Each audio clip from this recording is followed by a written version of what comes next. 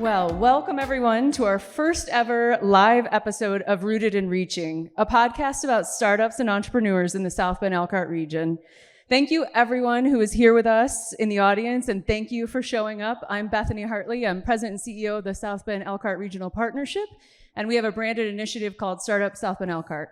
And I'm Nick Kuhn. I'm the entrepreneur in residence for Elevate Ventures, the other half of that partnership. We're so excited to be part in this original Studebaker manufacturing facility, a historic building celebrating Idea Week.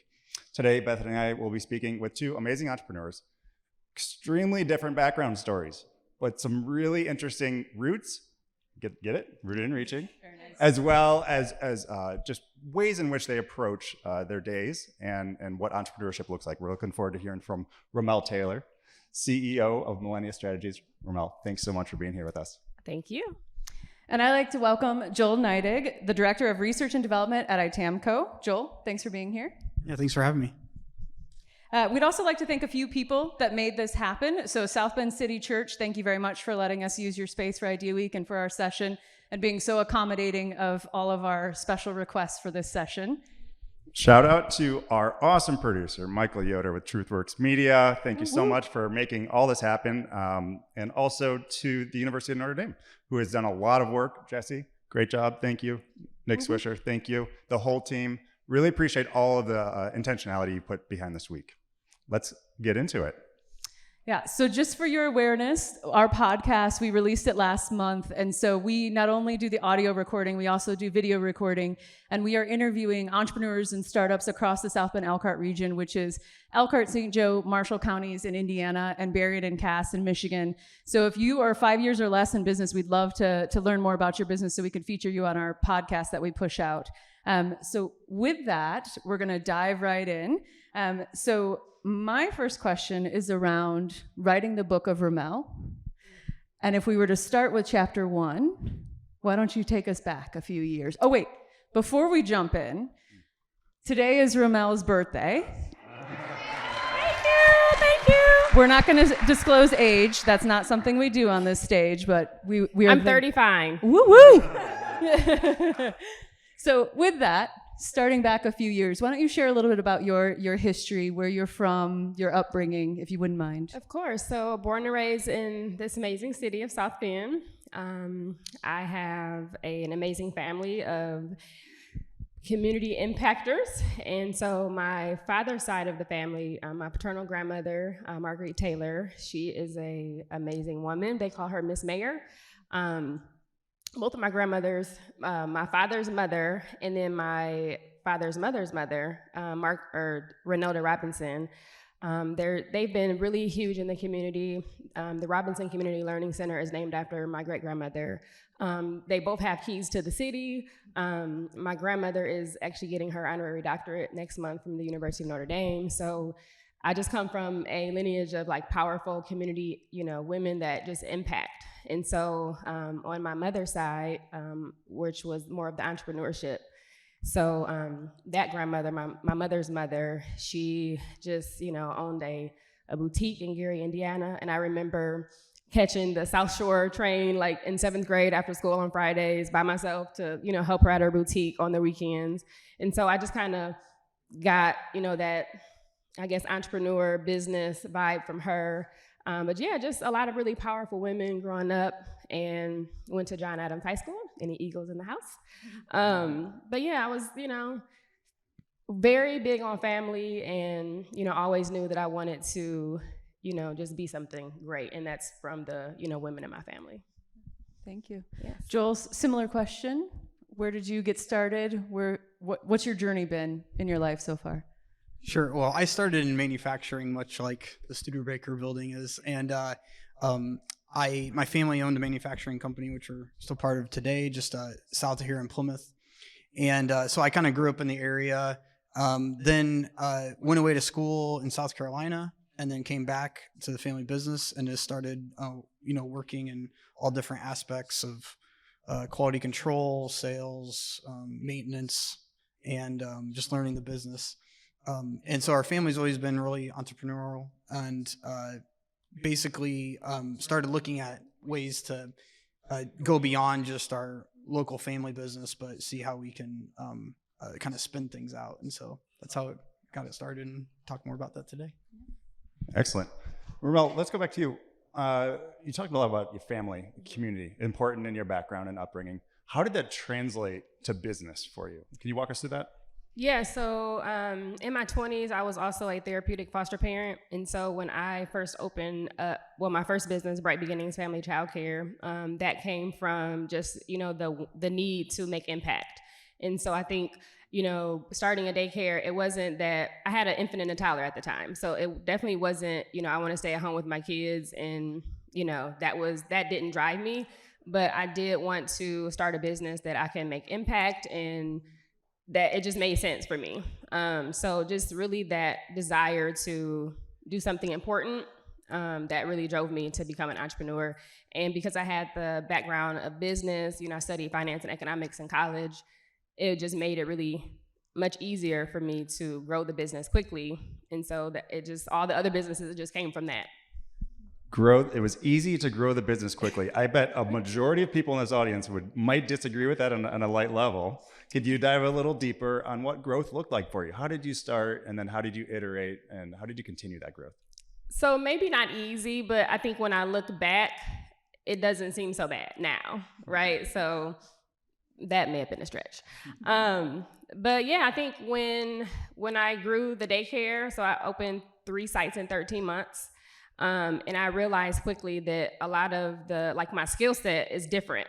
And so because I had the background in, lending, banking, business structure, the impact, the desire that was in me, it just, I felt like it was easier for me to grow because I had that skill set. And so, it just kind of took off from there. I still think you're selling yourself short. You got a lot of drive. Appreciate it. Joel, to you said something as we were preparing for this. I love the broom analogy. You swept the floors of the manufacturing facility. You kind of glanced over that in your intro a little bit. Can you talk about how that background and maybe doing some tasks and chores you didn't enjoy translated into how you understood the company and what leverage you had with an existing company? Sure. Yeah. So my first job actually, I started very young, right? In 12 years old, first started kind of shredding papers and things like that. And then my first summer job that they gave me was, they gave me and my cousins some steel brushes. And they said they had all these carts that were tooling carts that they had got from the Navy. And they were off these aircraft carriers, and they just way to roll heavy metal carts that they could roll from, one site to another. Well, in manufacturing, we used a lot of the same stuff. So they were all kind of rusty, and they wanted to paint them orange, so we refurbish them. So they gave us these, this was not a power tool. This is just a metal wire brush, and we had to brush these, in July in Indiana, weather, and we know how humid and hot it gets there. And so that's what we did. And anyway, so it's kind of those things that you just get out there and do, and it wasn't allowed to be done inside in the air conditioning. We did it outside on the concrete and all the heat. But you learn how to show up in the morning on time. And it's kind of like you think of family businesses, maybe nepotism, but I always worked under somebody else in the business. It was never direct. And so you were just, answering to the shipping manager or whoever, and they were telling you hey, I'm not going to take it easy on you. Get out there and work and you got to show up every morning and things like that. So I think, I think anybody that is kind of from a manufacturing background learns that is kind of how it's done, and it doesn't even have to be manufacturing. It could be retail. It could be anything else, but just showing up every morning, being on time, those kind of things prepare you for the harder things when you have to get strategic, but you got to start with the simplistic things. So we heard a little of how Ramal got started with her childcare business. You have a little bit of a different story with how you got started with Simba Chain and Atlas 3D. If you wouldn't mind sharing, just how did you go from scrubbing with a metal wire brush in July up a hill while it's snowing, right? All the things, to launching these companies. What did that look like? So we had always been innovative and doing things. Even my dad's president of our company now, and my great uncle and my grandpa, which worked at South Bend Tool and Die, which is gone now. They were always asking my dad. He was developing all this software in the 80s, and they're asking him, "Hey, let's spin this out. Why don't we get this going?" And it, back then it was like software is kind of like production. It's like how Microsoft started. You have to be able to ramp up. It's almost like manufacturing, and software got a lot more democratized as technology advanced. You're able to do smaller startups and have a bigger impact. So when I came back to the company, we'd still been developing a lot of different things internally, and we started putting apps on the App Store, which was really simplistic to do. And you could reach the entire world because it did auto translation and had all this capabilities. You could hit 210 countries that could immediately access your applications. So it was like the iPhone was a big deal. And so we were like one of the number one apps in manufacturing when it first, in like 2009, 2008. iPhone came out in 2007. And so we were getting a lot of, items that way. We were selling applications. But just like $1, but we had like 65 different applications on the App Store. Well, then a professor from University of Notre Dame got in touch with us and said, "Hey, I see all this, and I drive by your facility all the time because you're right in Plymouth." And he's like, "You're right in our back door, backyard." So he said, "Let's get together and start collaborating on some items." And there was, at that time, the Obama administration, this was back in 2012, 2013, they had put out a basically Manufacturing USA. So if you go to manufacturing.gov, you can see all these new facilities institutes that were built up around universities and public-private partnerships.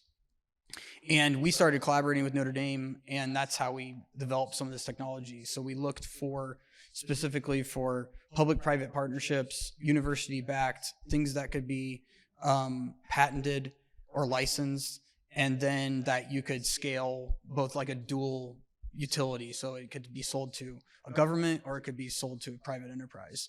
And that's all, basically those two businesses, Atlas 3D and Simbachain, were both built on that premise. Ramal, similarly, as Joel talked about iterating away from a traditional practice into maybe a more scalable practice, or you can reach more people. Can you talk a little bit about you started with childcare practice and you grew to a few facilities. Maybe talk through that a little bit. And then also when you iterated away from that or added towards that. Sure. So I started in home childcare. And so really when I built the first daycare, it was like copy and paste. So you take, what are your systems? What are your processes? How much funding do you need? All of this stuff. And then, I was at capacity in a couple months. So I was like, okay, let me copy and paste and do it again. And so that's really how I built, the 3 sites. And so once 3 sites in 3 different zip codes, that was really hard. So, now it's like, it wasn't that hard, but it was difficult.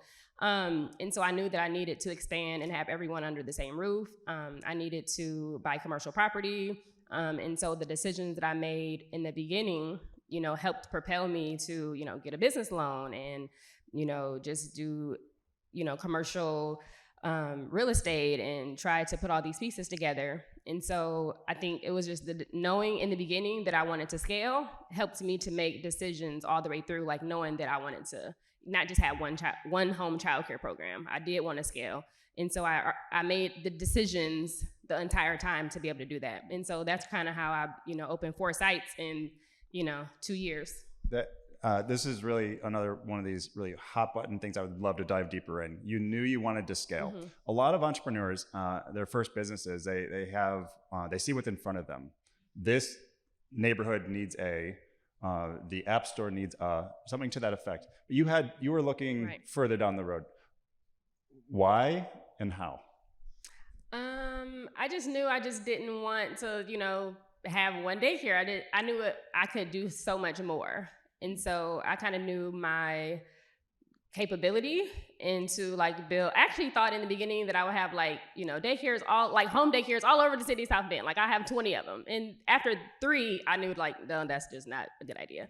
And so I just, took inventory of, what was going on and made sure I kept, good books, and I kept, the data that I needed to make decisions. And I think, a lot of entrepreneurs, they may not do that very well, is really keeping the data and making decisions based off of the data.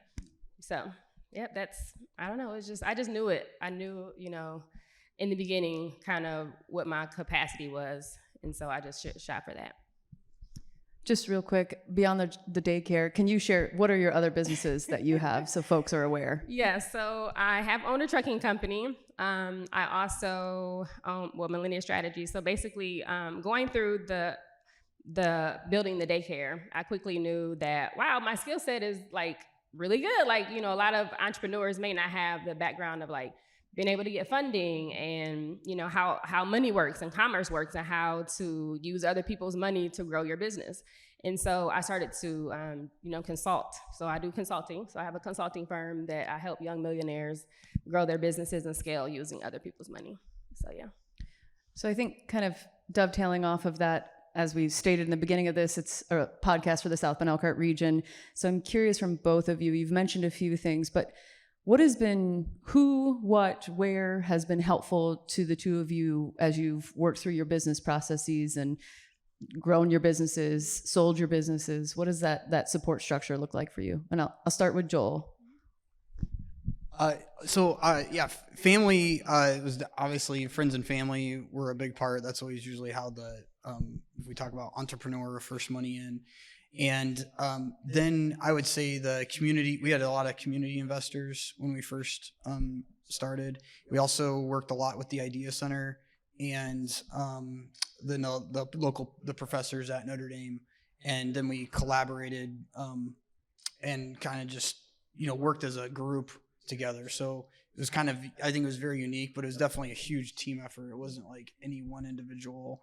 I was just a part of the team. I was just, maybe I was out front some of the time, but it was just a massive group of people that were all working together to make those different companies happen.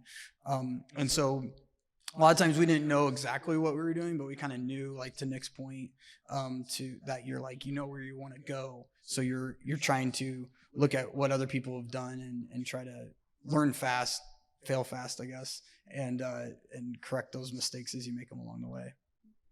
Ramal? So for me, I was very intentional about networking in the beginning, just going to every business event, every entrepreneurship event. I learned about the Spark program, and so this was in year 2. I learned about the Spark because I knew I needed a business plan to go, buy commercial property. So that was very instrumental in helping me grow, and just that whole process of creating a business plan was awesome. And so as far as people, like, I self-funded most of my business. I don't come from a family with a lot of resources, and so it was home equities and refinancing and credit cards and just my own savings account. So I didn't really have. Once I got into business, I was able to get access to capital through bank loans, CDFIs. So that's kind of how I had to bootstrap it.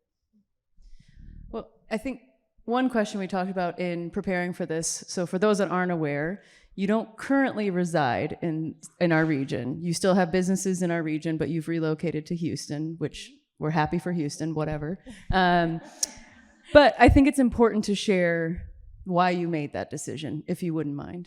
Sure. So after graduating from high school, I moved to Indianapolis. I was there for 10 years. I moved back to South Bend. And so I was in South Bend for 10 years before moving to Houston last year. And so I feel like the 10 years that I was back in South Bend, I grew the daycare. I started, a trucking company. I started a consulting firm.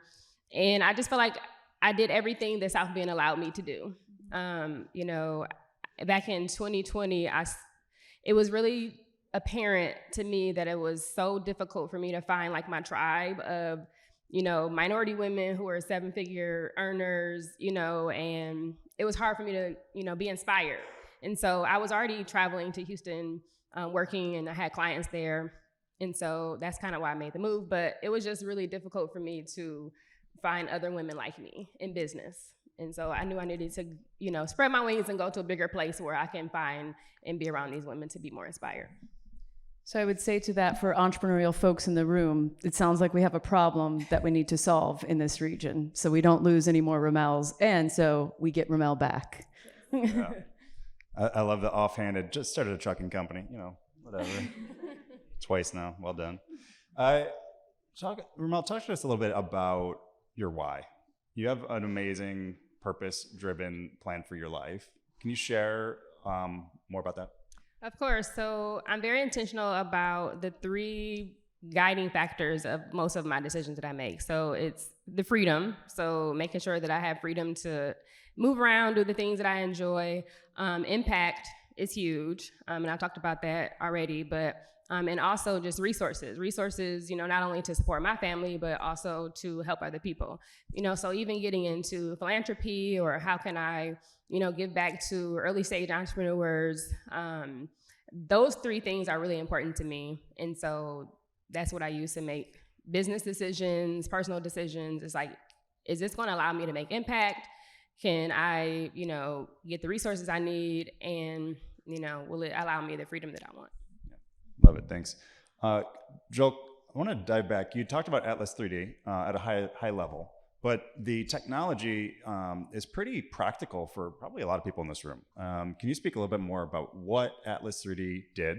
What the purpose of it, as well as another point of interest that people may have is an exit event. What happens when you sell a company? Can you kind of walk us through what Atlas 3D was and then how those relationships developed? Sure. So the technology was, the difficulty was, and the government brought forth this problem. So it always came from private industry, but government having also the same issue.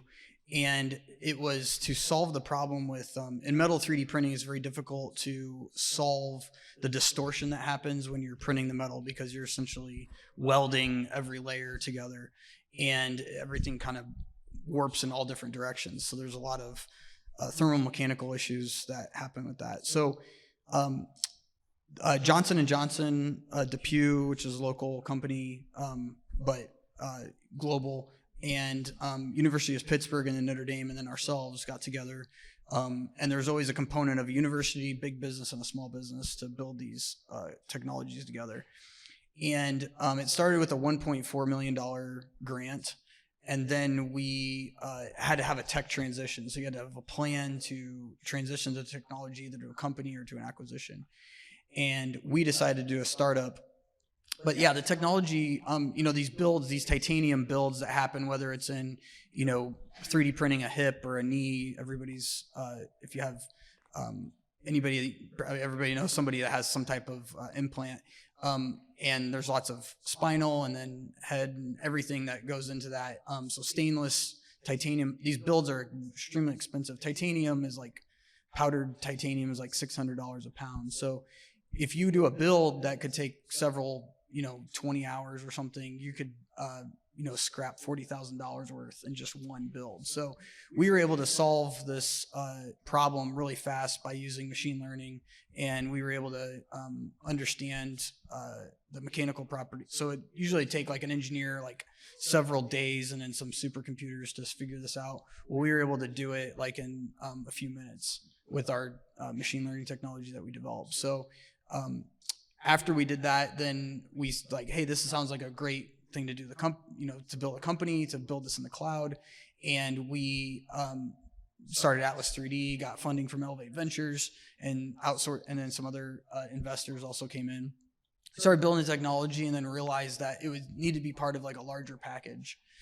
And that's when Siemens and General Electric and some other large companies were contacting us, and we were collaborating. And what finally drove us to an acquisition was all of our competitors were being bought up at the time.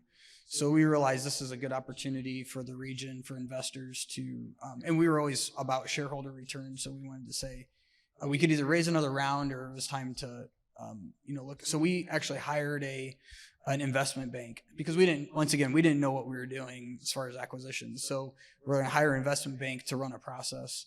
And anyway, Siemens ended up being the company that purchased that software and then we have all the employees still work there at Siemens, which is pretty exciting. So they're still running and the platform's now been absorbed into other Siemens tools. So it's being used. People don't even know they're using it now in some of the Siemens products that they use. But so that's kind of exciting. But yeah. So that event, that a lot of entrepreneurs have this vision of, if I sell a company, then fill in the blank, right? Buy a jet, go to the beach, keep working. I don't know. Was it a culminating event for you, or was it another day of work? Now I get to do. How did it affect your life? It was really exciting. I think it helped me understand more of like how investment banks work, how acquisition works, what is, working with a Fortune 500, 100 company, and understanding that a little bit more. So that gave us, at the time we had started, when that was getting acquired, we had started SymbaChain. And that, once again, it was another publicly funded grant that then we realized, hey, there's a spin out here. And so that's that. I wouldn't call it, it was a super exciting time. My dad went to New York and met with the CFO from Siemens, and it was like our CEO went, and it was pretty exciting times to kind of just be in that, see what that environment even looks like, and those boardrooms. But I think that it gave us ability to kind of do bigger things like what we do with Symba. So I'm going to ask a question that wasn't in our prep questions. Sorry. But I'm curious. So we are aware you're 35 now. You're relatively speaking young. And again, not going to ask for age, but I'm curious. I'm older. Yeah, a little bit older maybe. But still, both of you have a lot of life to live, and you've already lived a lot of life. So one could say, I'm just going to cruise, I'm going to go to the beach. I'm going to get in my plane. I'm going to X, Y, Z. But both of you are not doing those things, right? Like, you are still waking up, doing things, being great. What do you think it is about your personalities, or perhaps someone has told you this, that it's because you have X that you do this? What do you think it is? Like that entrepreneurial spirit, what motivates you? What drives you to not just ride off into the sunset? There's just so much more to do. Like, why stop now? You just keep building other companies. That's kind of what my plan is. I can't see myself like retiring and not doing anything now. Like, I have another good probably 15 years left to like work and build companies. And, I do want to, sell a company. I do want to have a publicly traded company. I'm working on a tech startup now. So that's kind of where a lot of my focus is. But it's too much more to do, too much more impact to make. Okay, follow up, and then I'll come to you for an answer. Real quick, I want to ask one question about this. So, why? It's fun. There it is. Okay, thank you. Cool. Well, my daughter's going to be a senior next year, and she's going to college, and that's really expensive. So, and I have 3 others right behind her. So, that's my motivation for. Me and my wife didn't realize, hey, we have 4 kids. They're 4 years apart, but that's 16 years of college. So, didn't really do that calculation earlier. Yeah, good luck. Okay, so I think we do have time, unless you have any questions you want to ask before we open it. One more. You mentioned a tech company. Share if you want, or if that's on dark mode, don't worry about it. But I was going to ask the question, what's next? You already answered that. So Joel, what are you working on now, and what are you excited about for the near future? So we have another internal developed product that we're working on, and we use it it actually runs our business. So we think that could be huge for manufacturers, just from a quality, understanding your costs, profitability, kind of thing. So we think it could, but that's kind of our next thing. Yeah. And sure, I'll share. So owning a childcare, I'm all about solutions. So I'm very solution driven. I love solving problems. But on any given day at any childcare program, there's empty seats. Kids are sick, they're on vacation. And so the solution that I'm working on is matching empty seats with parents who need drop-in care. So, yay! Early adopter section over here. Customer validation is what Yes. Let's go. Yes. Okay, so we do have time for audience questions. I'm going to preface this with, for the sake of Michael editing this podcast, we ask for no profound, prolific, long-winded statements. We appreciate you have things to share, but would ask that you let our two guests share. So if you have a question for either of them, Nick, or actually I will, because you're attached, come down and answer your, or get you the microphone. Does anyone have any questions? All right, well, give me 1 second. Holy smokes. Hello, I'm Rick Williams with the Notre Dame South Bend EPA program with Michael Morris. You're related to Marguerite? That's my grandmother. That's your grandma, and she was responsible for the land development that brought Eddie Commons to fruition. And we should applaud her because her grandmother was a part of that. But we have about 30 folks here from the entrepreneurship program that are here today. My two alumni, my son and I, decided that there's an opportunity to bring them here. Jeremy Williams, working with the folks. How do you, obviously those are not customers, those are other people that want to run daycare centers. And you got folks that have restaurants and folks here that are running different types of boutique businesses. You come from South Bend. What can you do to talk directly to them about being encouraged? Because some of them feel like throwing in the towel sometimes. Many of them have come today and they had to get off work to come today because they're not fortunate enough to subsidize something like this. Can you encourage them? Of course. I would say first and foremost to find your people. It definitely, you need a tribe and people around you that understand, what you go through. In my early, years of entrepreneurship, I didn't really have a lot of people that I knew that were owning, own businesses. So who was I supposed to talk about like my day? Like, this is really difficult, or just the challenges of growing a business. So definitely be encouraged and find your people. You have to really, network. And I try to, on my social media, just really, give tips and just encouraging words and, things to make it a little bit easier for others. So just that impact. Hey, girl. Hey, girl, hey. I'm Rhonda Douglas. I am also an entrepreneur. Let's speak to the mommy side, because I know you're a mama. So break it all down. You're a woman, you're a Black woman, but you're a mama. So you got 2 babies. Yes. How do you balance it all in the early stages? And I'm talking about when the babies were you going to school, dropping them off, still have to, sports and all that. So tell us how you, if there is a balance. Yeah, I don't really believe in balance. How can you have a work-life balance? I don't think that's possible all the time, but you just have to do your best. I was intentional about not having mom guilt. And so once that clicked in my head to make that decision, I think it was more smooth sailing from there, because you can definitely resent, the amount of time that you're working and worry about, your children resenting the amount of time that you're working. And so I make sure that they understand. It was easier when they were coming to the daycare with me when they were little, but they didn't want to be at the daycare 16 hours a day, so I think now it's a little easier because they can see, they're 7 and 10 now. So it's like, I can have those conversations. I'm traveling, to work, and we travel a lot. So, now that they're older, they can see mommy's doing some pretty big things, and they encourage me because they've been with me through this whole process, and just not having guilt when I have to, travel or, stay late, and not do things or not show up for things. And luckily I have a family and people around me that if I can't go, somebody's going to go and represent me. And so not having mom guilt was huge for me. Yeah. So I'm going to ask a follow-up question from over here to Joel. You have 4 children. Are they also using a metal wire brush on equipment? What is their involvement? Actually, my son is really, my daughter's working at the plant now, but my son he's all about okay, what am I doing this summer? What am I and my cousin going to do? And he's wanting me to line up. So yeah, they're excited to kind of, get out there and do some things. So, but they also have fun and, play sports and have school and a lot of other activities that they're involved in. Hello, my name is Christina. This question is for both of you guys. I have a business, Williams Development Family, and that's construction rehabbing. And I just started my Classy booth.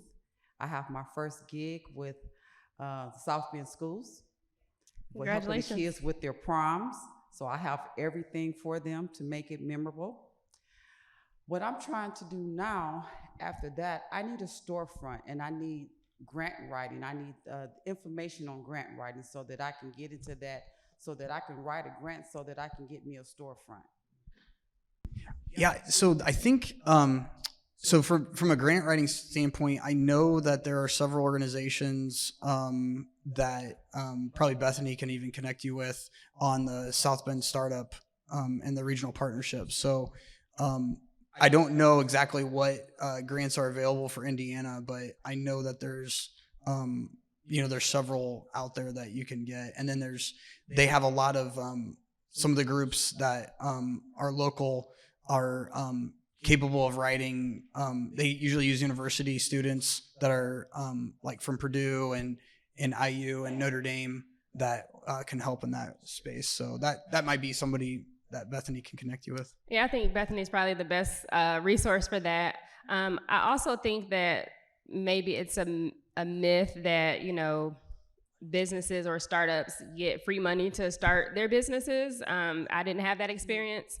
And so I know there is industry specific funding, sometimes depending on like what you do, but just not to completely rely on, a grant to start a business. And so what I had to do was, use, equity in my home or my savings. And so there are different ways that you can fund your own business, and then, get with, different partnerships, in the area to kind of help you move from there.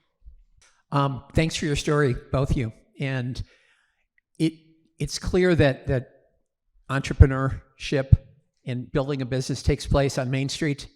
And yet you described the experience of dealing with investment bankers and a global behemoth like Siemens, and all the resources that we talk about that Bethany's team brings to the table. How do you tap into those as an individual? Can you talk about that journey as an entrepreneur, how you tapped into resources to help you finding your whether it be your personal families or your economic families? I have not yet had like an investment, but I mean, I have, like I said, I've been using bank funding, CDFIs, just making sure that luckily I had great personal credit in the beginning.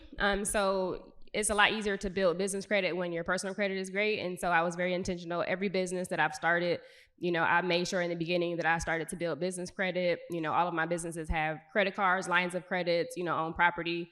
And so that's kind of what I have done. Could you explain the CDFI model a little bit?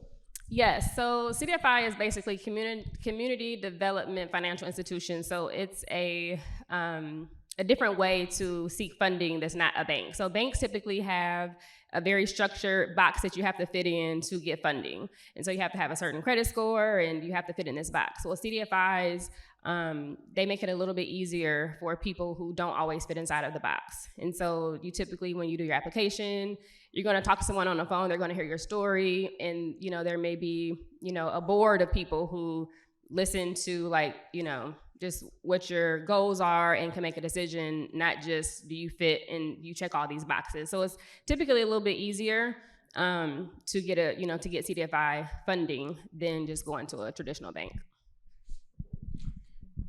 And then I was just going to mention that we Small Business Innovation Research .gov, SBIR.gov, you can go there as because I was in the manufacturing, technology.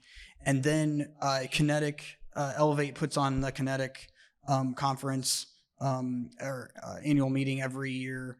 And that's a great place to meet a lot of venture capitalists, investors, and that's down in Indy. And then there's also some other groups that are in Chicago, like MXD and then MHub is where there's a lot of incubation happening. So that's a lot of alphabet soup.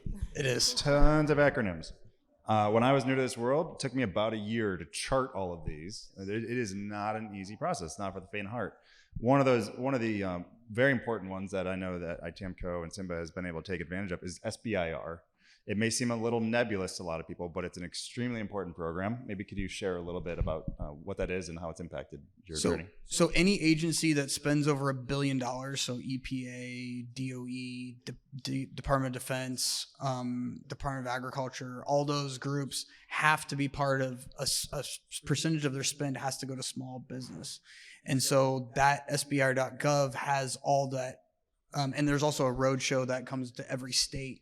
So you can go meet all the people that are buying, that are saying, hey, I need this item. Can you develop it? Or does your product already offer that? And that's a great. So, but to Nick's point, you have to go out and research where all these things are happening. And to Ramal's point, you have to go and network with these people, with these groups, because it's not like picking up the phone and talking to them. It's really personal. So it's a lot of hard work. I mean, it's hard work. So we're gonna take our last question right here. Hi, this question is from Ramal. Okay, 2 questions real quick. One is that I believe you said that you had a financial background. What I find really interesting, because I hadn't heard about your daycare centers before, is I know a lot of people who started daycare centers, but none of them thought about expanding like you did. And I'm wondering, how much did your background and your finances play in that? And then the other question real quick is, did you do your daycare first and then build that up and then move on, or did you do them simultaneously? I did the daycare first. So my daycare opened in 2015. Millennia Strategies, I started that in 2020. But absolutely, it helped. My finance background helped me to grow quickly. And so, like, when you're an entrepreneur, it's unrealistic to think that you should know everything. You're not going to know every single thing. A lot of entrepreneurs, a lot of people in general, just don't have the background of credit and how to run a business and banking and like commerce. And so, because I did have that background of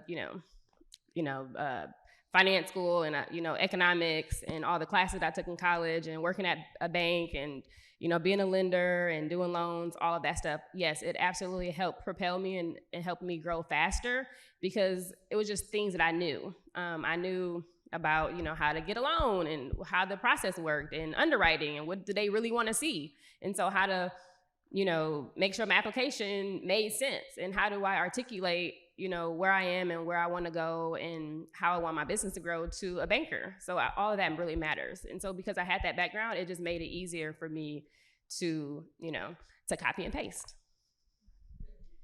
So as we wrap up, I have 100 more questions, so we may have to do a version 2 or 2.0 of this conversation. But last question is, how do people follow you, get in touch with your companies? How do they find you? So for Millennia Strategies, it's consultmillennia.net. I will ask, as a birthday present, if everybody can go follow me on Instagram. It's Ramal's World. And yeah, so I have, I'm on Facebook, Instagram, and we actually just announced today that Bright Beginnings is going 24 hours this summer. So that's a big announcement. There's really not a 24-hour option, as far as, level 3 pass quality. And so I think that'll be great for the city. Joel? Yeah, I'm on LinkedIn, and then you can, and then our company, ITAMCO.com. Well, thank you both very much, and thank all of you for joining us today. Thank you. Thank you.